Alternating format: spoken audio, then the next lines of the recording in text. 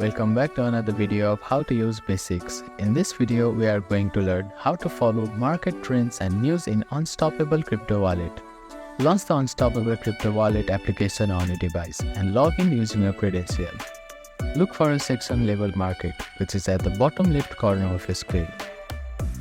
On the Market section, you can view real-time prices, market capitalization, and price changes for various cryptocurrency. You may also see chart displaying price trend over different time frames, which may be daily, monthly, or yearly. Look for news or updates section within the app. Here, side to the watchlist app, you can see a news option. Here you can read the latest news article, announcement, and market analysis related to cryptocurrency.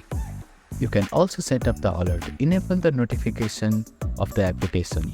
For comprehensive market insight, consider following Unstoppable Crypto Wallet official social media channels, blogs, or forums.